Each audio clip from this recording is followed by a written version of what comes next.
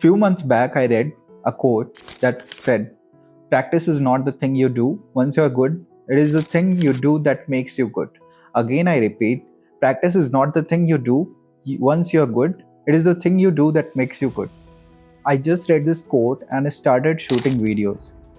Till that time, I was just procrastinating things that I'll practice, and then get good at it, I'll start shooting videos, and I never did that.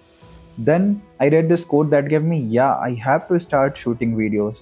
Then only I'll get good at it. And that's how I took the challenge. My mentor Avi Arya helped me to take this challenge to get it successful. And I feel after shooting around 20-30 videos, I got to a level where I have improved a lot in my videos. I have seen a lot of people telling good about my videos, and I am very excited now. Every weekend, I have to shoot some videos for my social media. So I will tell everyone that one thing you want to do, just go today and just go and practice that today itself.